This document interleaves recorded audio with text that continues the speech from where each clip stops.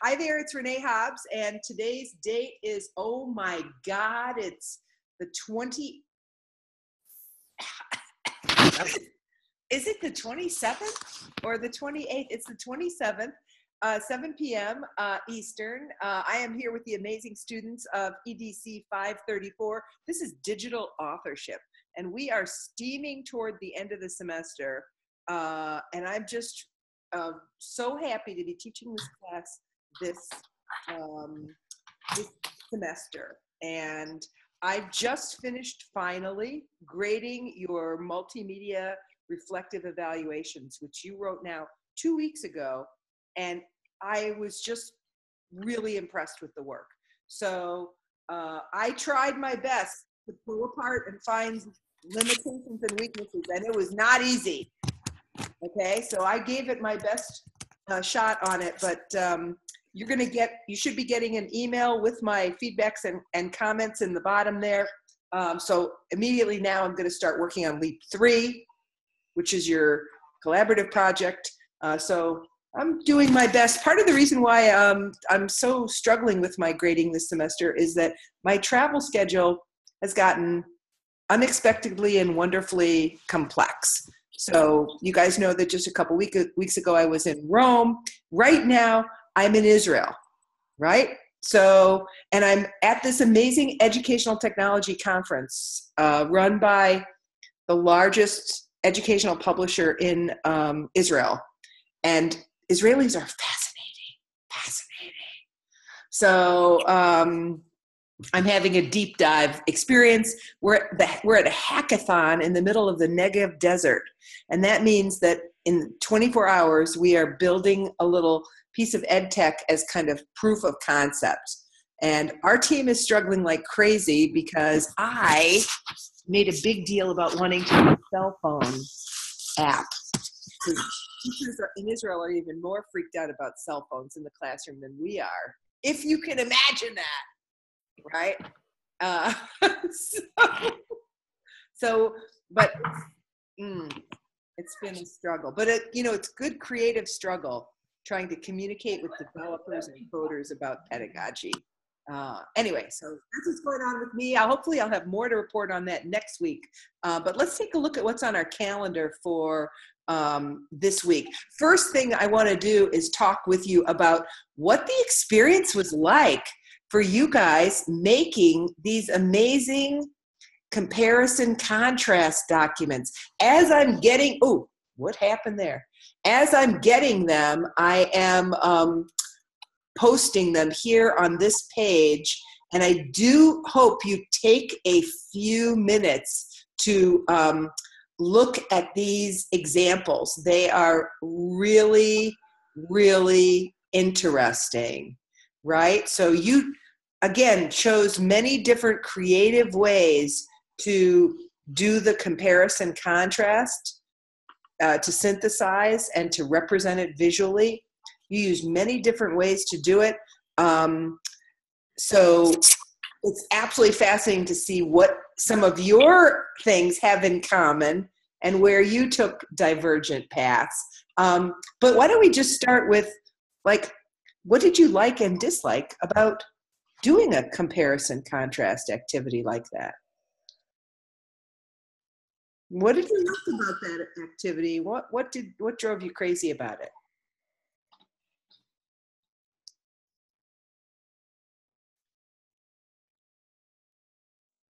I can go. I thought this was really difficult. This was probably the most challenging assignment for me right now. And just looking at, because there were two seemingly very separate topics, and then trying to pull the common ideas from them. I had a hard time comparing them, I think more so than contrasting them.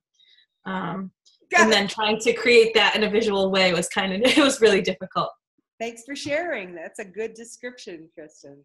Other reflections on what was it like to create that comparison contrast document? What did you like about doing it? What was challenging about it? What did you dislike about doing it?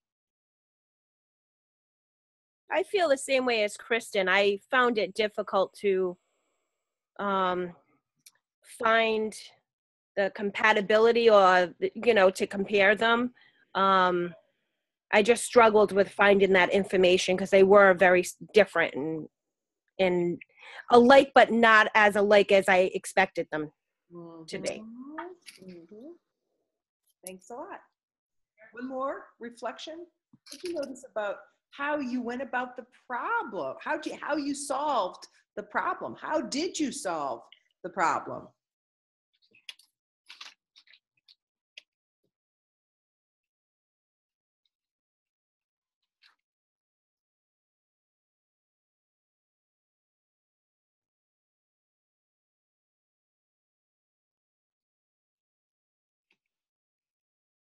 How did you solve the problem of figuring out how to lay out a comparison contrast? What did you notice about how you went about the process of comparing and contrasting these two very different pieces?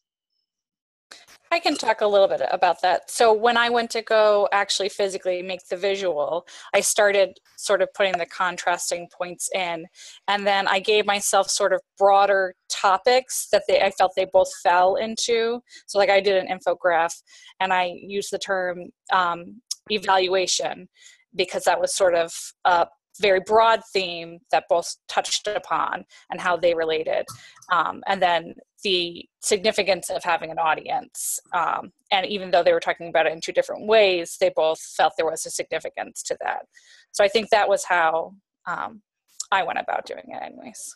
That's a great description, Vanessa. And I think one of the things that's really interesting about comparison contrast as a way to structure critical thinking is that sometimes it forces you to go deep and close, and other times it forces you to go, pull way back, right?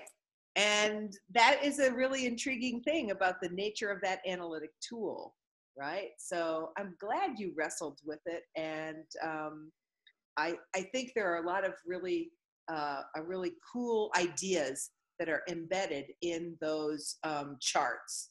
And some of that we're going to discover tonight. So let me just let me just share my screen with you again. Okay, so this week the theme really is about the audience problem. And I thought one of the things we could do as a way to have a discussion about the readings is break up into pairs this time, groups of 2 or maybe 3, right? So select one of the questions from this list and see what sense you can make of it through the prism of the readings and the prism of your own experience. So here they are. How should we assess student creative work with digital media? What are realistic, authentic audiences for student work? Why is it difficult to distinguish between judging the art and judging the artist? What do the readings suggest about the strengths and limitations of teacher action research methodologies? What are some levels or types of audience engagement, involvement, and participation? What learning contexts are best to encourage student civic engagement? And this is kind of something I've been thinking a lot about recently. Is my use of Twitter, is the use of Twitter a voluntary association in the Tocquevillian sense of civically engaged community?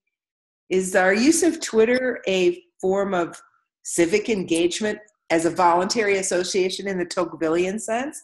Why or why not? So pick any one of those questions, spend 5 or 6 minutes with your partner in talking about it, and then we'll come back and have a bit of a large group discussion. Give me a thumbs up if you understand what we're going to be doing next. Okay, I'm going to turn you into we'll see how that works out. It should be 2 participants per room, right? There you go. See if you can find your breakout room, and we'll see you back together in about 6 minutes, 6 or 7 minutes. I'm opening the rooms now.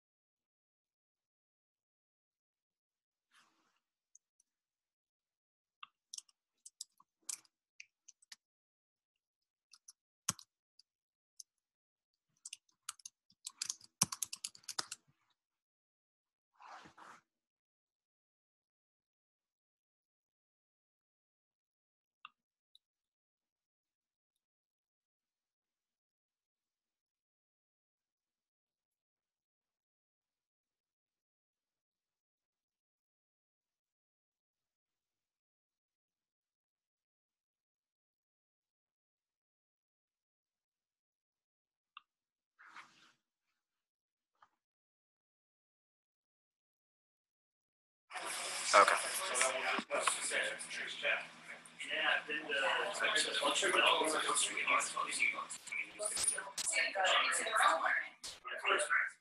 Okay. One.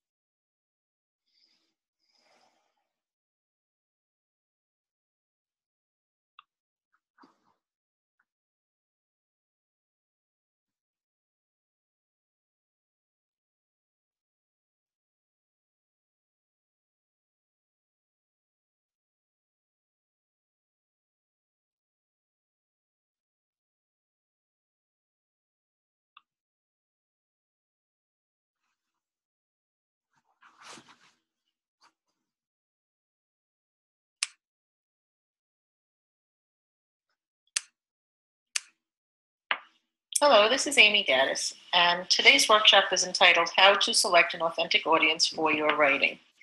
This is a workshop prepared for the Long Island Writing Project, and the purpose is to guide students through the process of examining data in a published argumentative piece. New world of electronic cigarettes. Actor Stephen friends. So it's kind of like Regulating e-cigarettes. Just brainstorm in your group, and on your, you see you have a paper that has 4 quadrants, and in the first quadrant, just brainstorm and scribe some of the questions that you've come up with.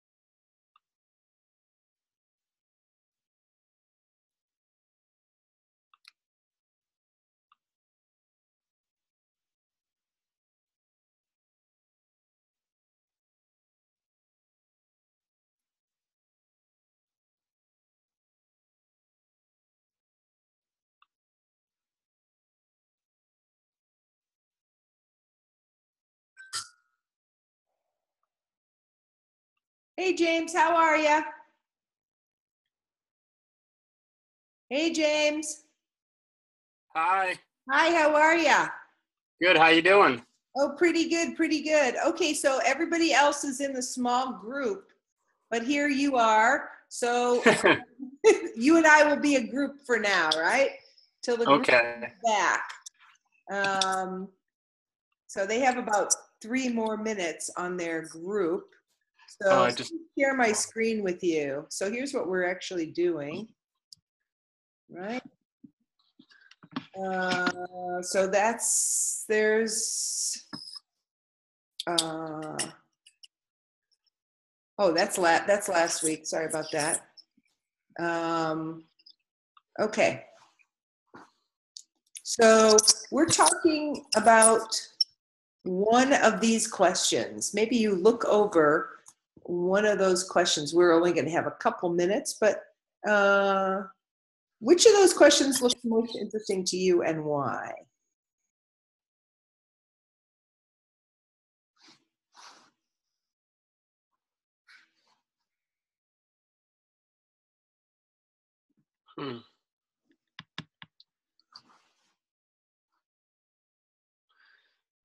There's several good ones.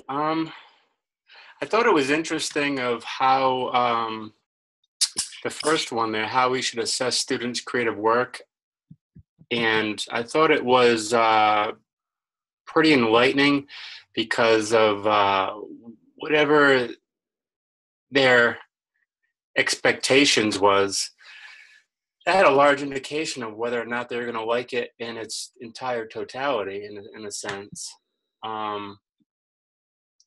And I haven't really given it much thought to think of how I would develop some kind of criterion of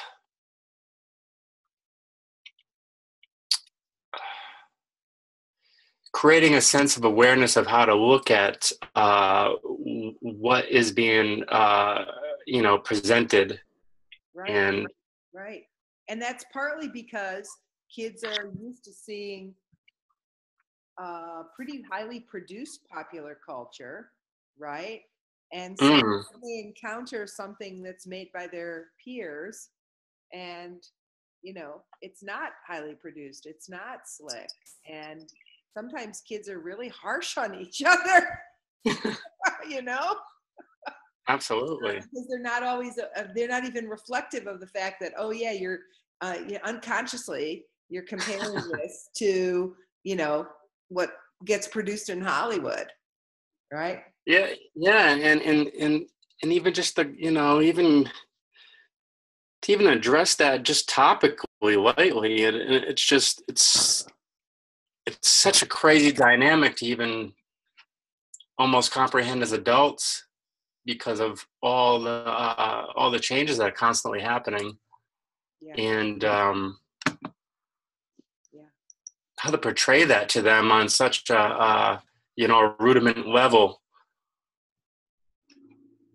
Really true. One of the things that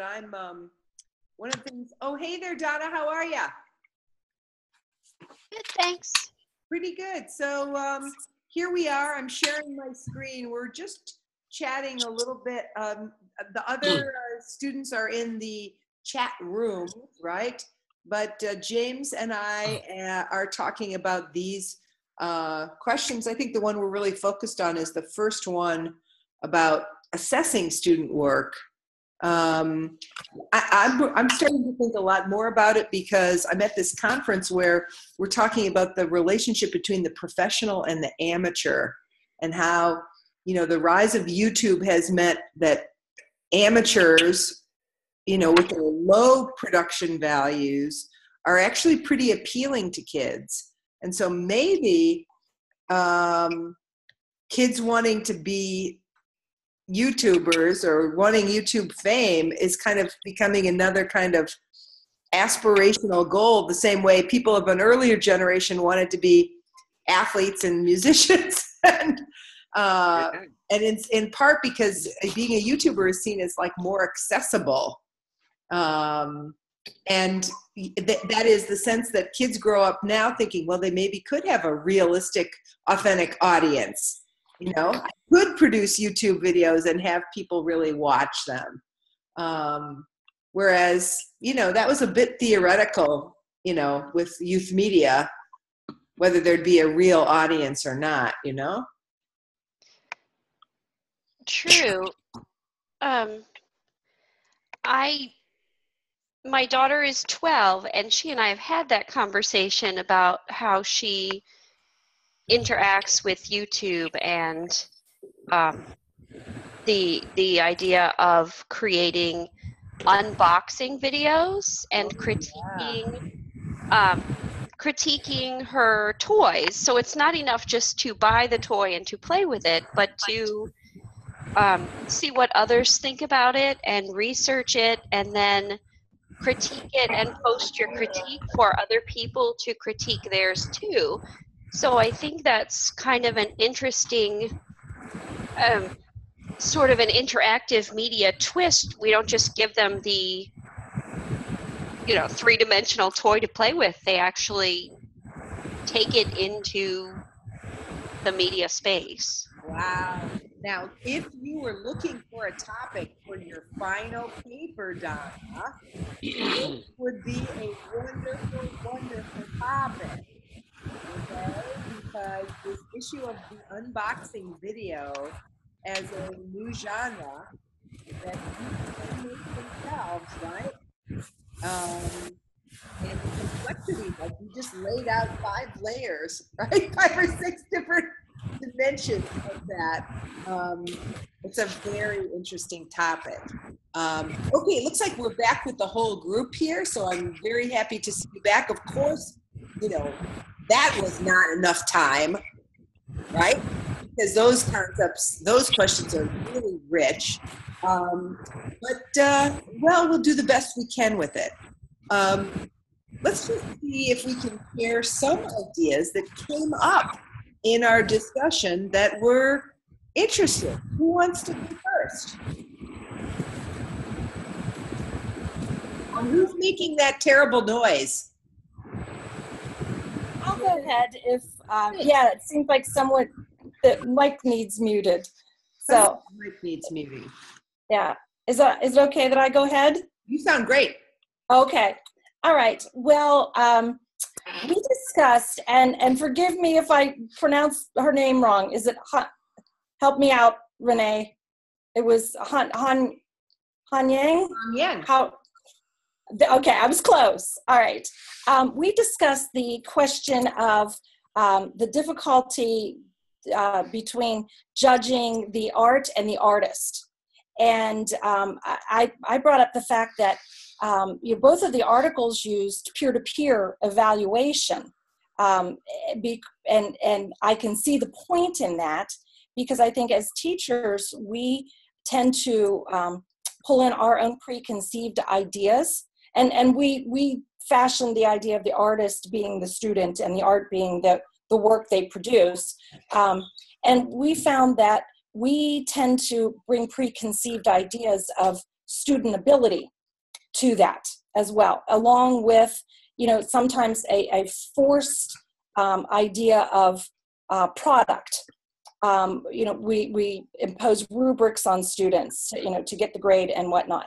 Whereas, when students are truly allowed to present their creativity, it may not be what I believe is artistic, to what they believe is artistic. And being, I'm with 15-year-olds who, are saturated in pop culture. I'm of a totally different generation. And I may not, and this is part of having to keep up with that pop culture in order to understand, what they're trying to convey. But I may not see work as artistic in the same fashion that their peers may assess it as artistic. Really, thanks for getting us off to a good start, Mary. That is a really important idea. And boy, don't we all struggle with that, right? Mm-hmm. Because the whole world of school kind of cuts against that complexity, want to trivialize and reduce that complexity. But yeah, if that gap gets wider and wider, no wonder kids perceive school as irrelevant, stupid, and mindless, right? Yeah, cool. All right, so that sounded like a good report out. We had a whole bunch of dyads, groups of 2 people having a dialogue on one of these questions. Who wants to go next? Which question did you tackle, and what key ideas came out of your small conversation? I'll go. Thanks. So we talked about question number 2, the authentic audiences for student work. And we focused more on the Halverson article. So we thought it was really interesting about how the students were peer reviewing each other's. And when they talked about how they based the film on whether it was a good film or not, was they were using their prior knowledge of films.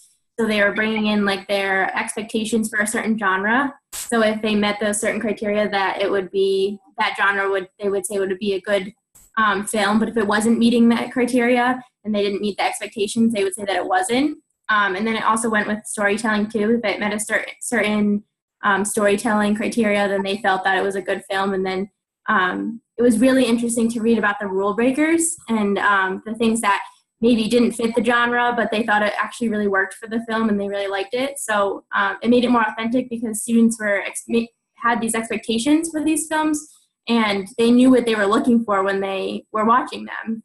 So they kind of could evaluate them based on that. A wonderful description of this issue of expectations about genre and codes and conventions and how we are judging sometimes more consciously, sometimes with less awareness that that's how we're judging. Mm-hmm. Nice. Cool. Thanks for sharing.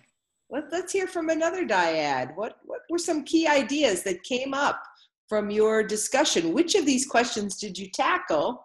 And what key ideas emerged from your small conversation? I can go. Thanks.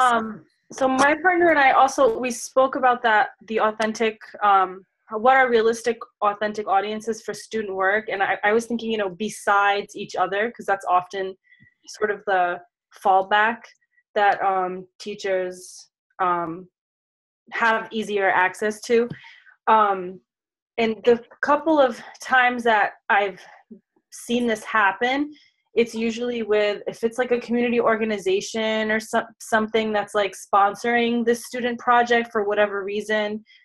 It's usually something big that only happens like once a year. And it's like a contest or something like that involved. I always thought that was really cool because the kids get super motivated. They know that they're being like judged by the real world and not by like their teachers. And suddenly it just changes how they interact with their work. Whoa, that's a great description of the benefits of those kind of contests sponsored by outside partnering organizations. Are there any downsides or limitations to that? I would say there are a few, because if it's really just like the highly motivated students that could take off with that and not have like little guidance, and the ones that need like the constant guidance or have gaps in their learning or have any sort of issues, if they're like English language learners or anything at all, then they might not feel like if the grouping between the kids is not right, they might not feel that they can be as committed. But and I'm sure there's others. That's just like the first I could think of.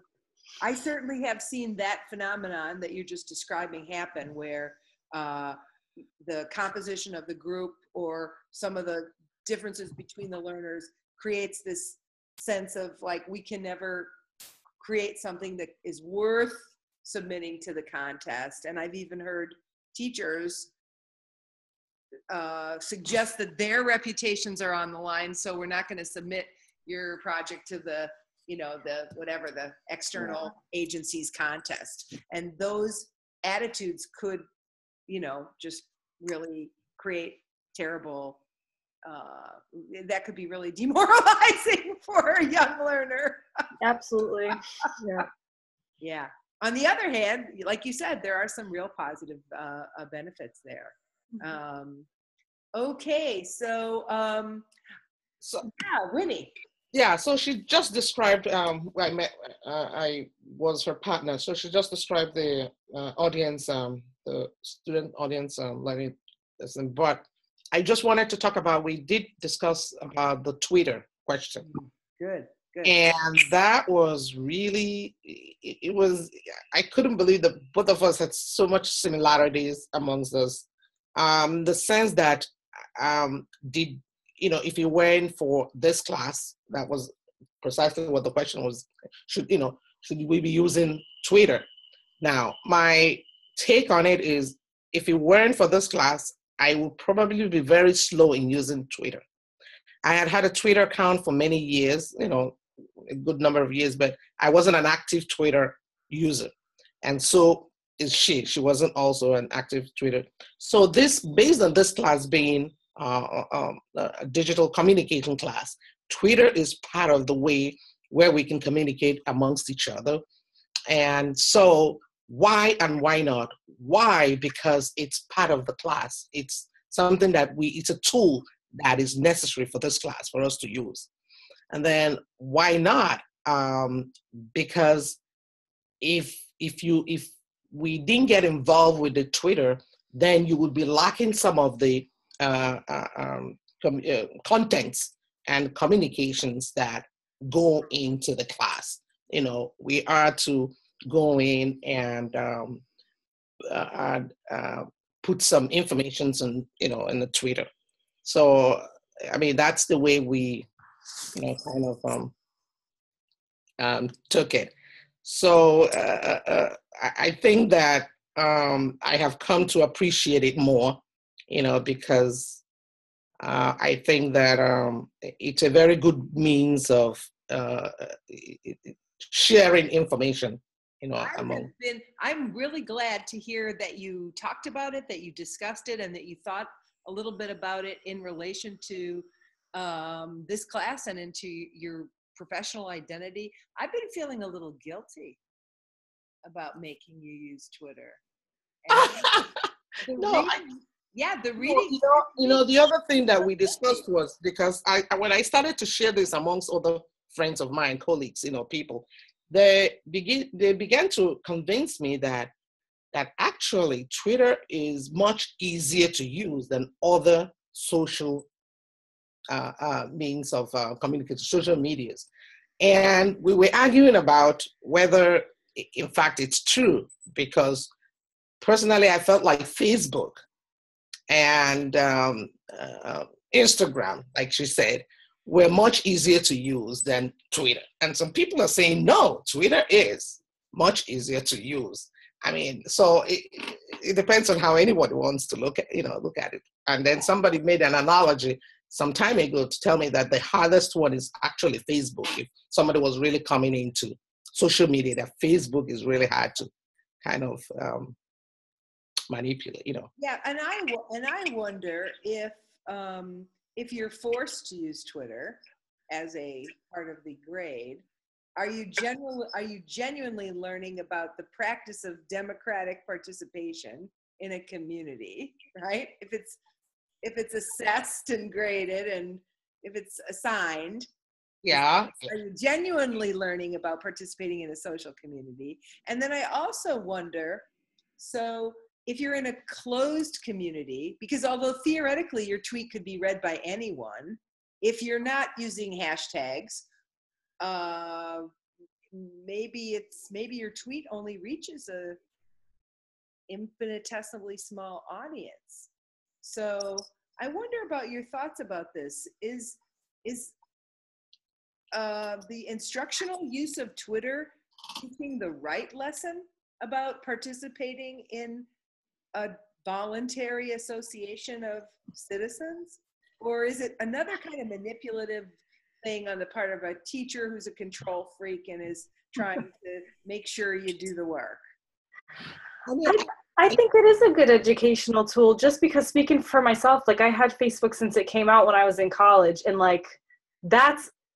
but because I'm so picky about who sees my stuff, in who my friends are. It's super like my audience is limited, but I like it that way for my mental health, you know? But for Twitter, it's good to like put my foot in that river of like when I'm ready to like have the wider audience. It's good to know it's there and that I know how to use it. So in that sense. And I think what, was it Halverson that said about community, that, you know, that when you are addressing community issues, it's really only important to those people in that community. So the audience isn't broader. And that's kind of what happens with Twitter. I think, you know, we tend to seek out those communities that interest us. You know, that's why you follow people to blend into those communities, and with the hope that what you tweet is, you know, going to be picked up by somebody. I'm still waiting for Will Richardson to retweet something of mine. He's my idol. My fingers crossed for you, Mary. Thanks. It hasn't happened yet, Renee. I was counting on it. But that's what I mean. You're kind of seeking a community, you know, acknowledgement beyond your limited community. So I think it's a good tool in that respect. It's teaching you to broaden that aspect of community. And yet there are risks. Yes, true. Very true. Yeah, yeah. Cool. So we have maybe 2 or 3 more minutes before we move on. Is there any other question or issue that came up in your small group discussion that's worth sharing to our whole group?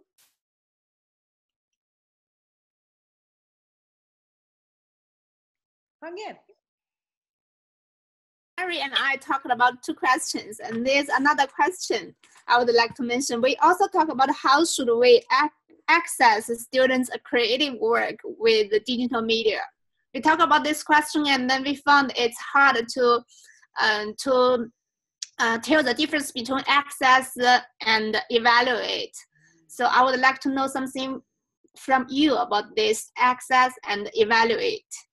Right. So when I think about the word access, of course, I've always defined it in relation to taking in information, right? And that would be reading comprehension, listening comprehension. That would be searching and finding skills. That would be all the competencies needed to make choices about what to pay attention to. Mm-hmm. That's access. But analyze, that's different. That's deconstruct. That's asking how and why questions. That's looking at how a message is constructed, how it's representing reality, right?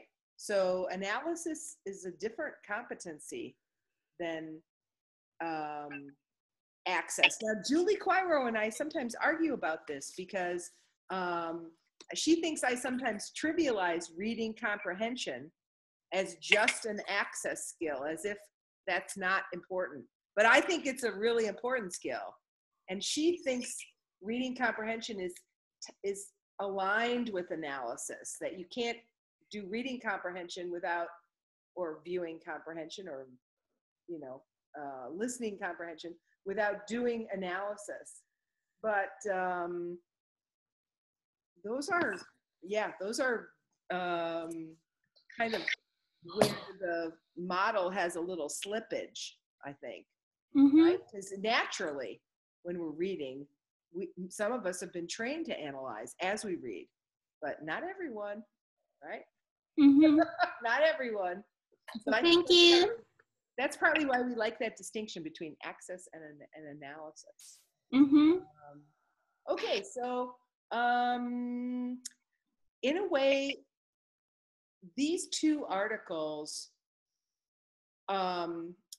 definitely make us think a lot about, we've been spending most of the semester on the author title of the course, digital authorship. And this part of the course made us think in another way about audiences and the role of audiences in the meaning making and the interpretive process. Now, let me just share my screen with you one more time. I want to talk a little bit about some of the cool, I wanted to talk a little bit just to remind you about your Leap 4 experience. Now, Leap 4 is almost like the biggest risk of the semester, right? Because you are entering a creative community that's pre-existed you, that's been going on before you arrived. And you've got this identity as a novice in that community.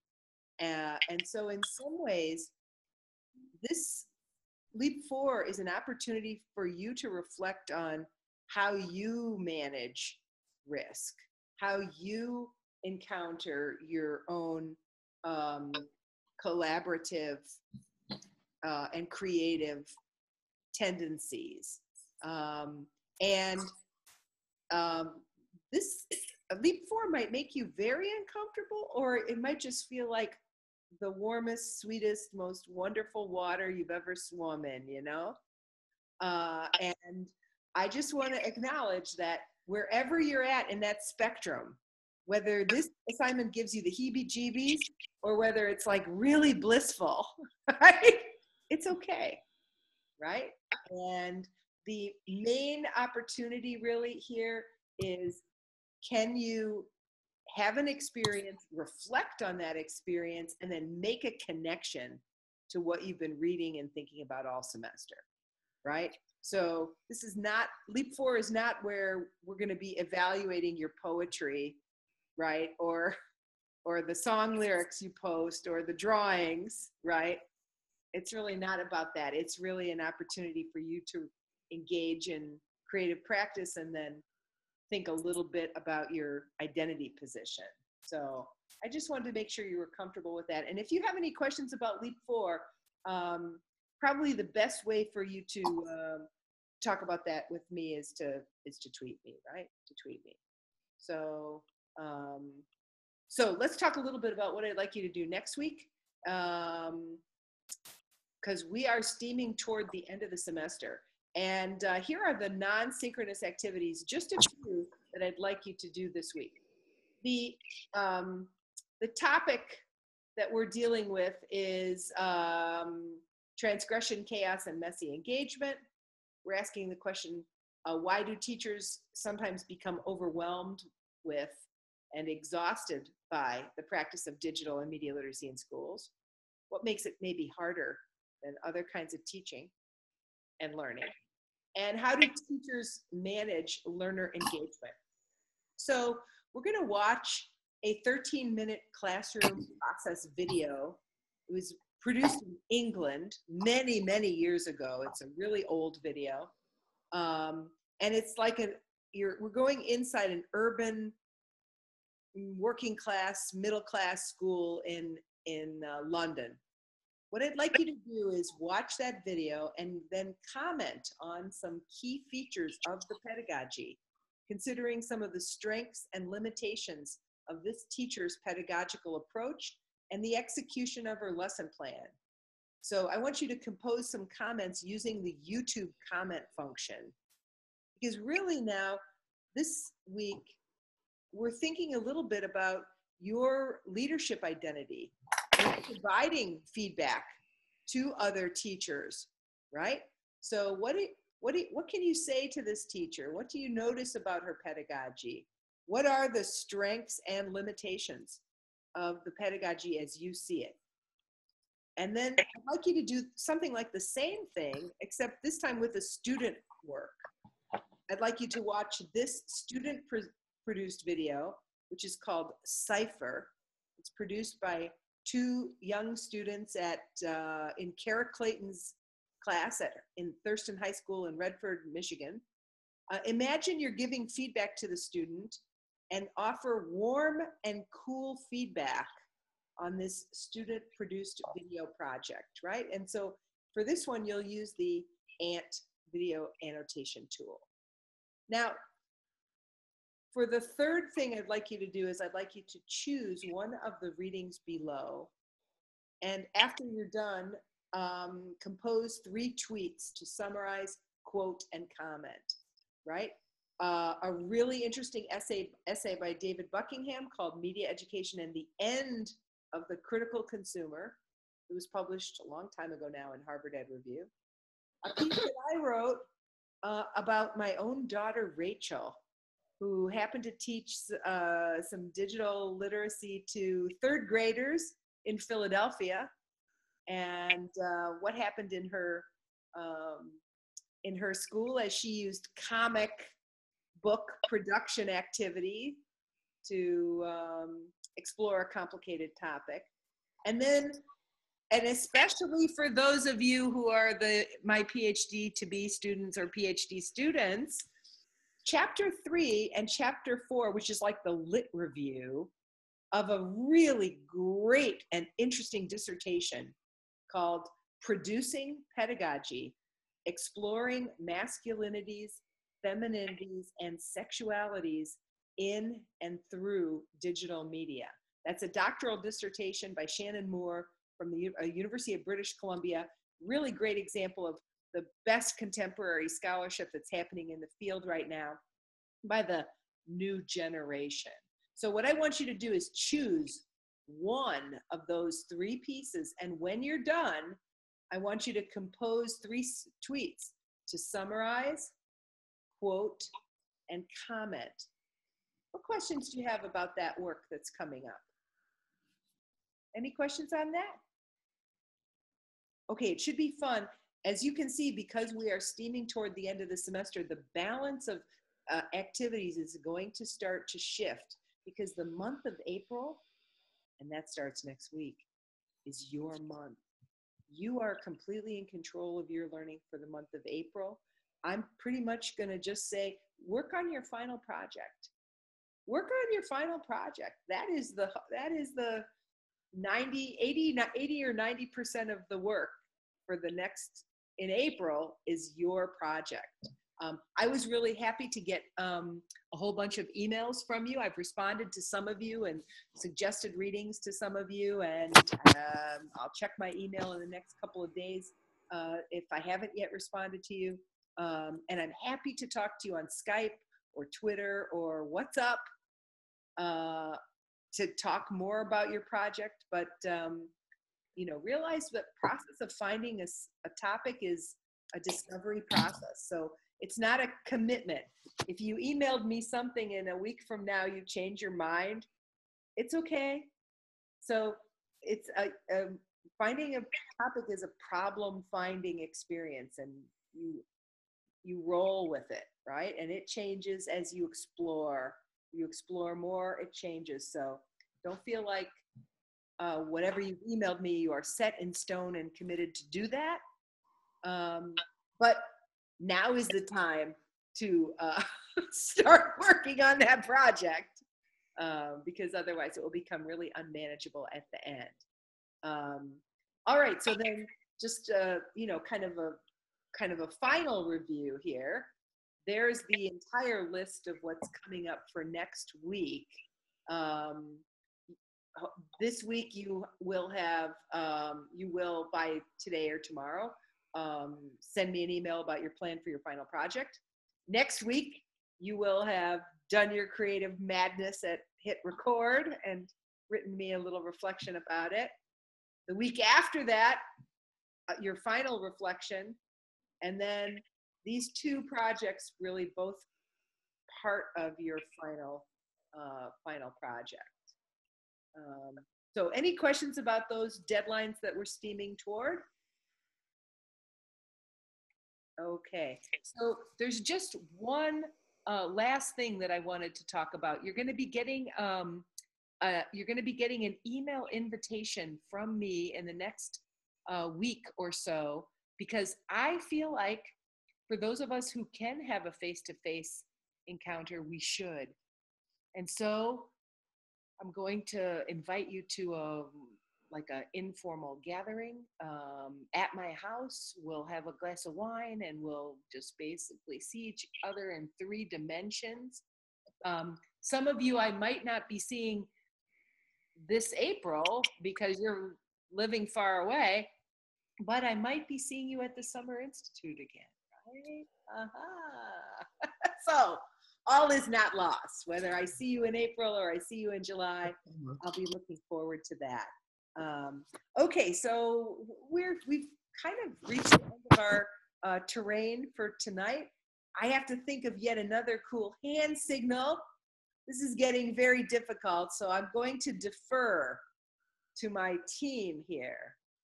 Raise your hand if you have a really cool idea for a goodbye hand signal we can use. There it is. James has got it.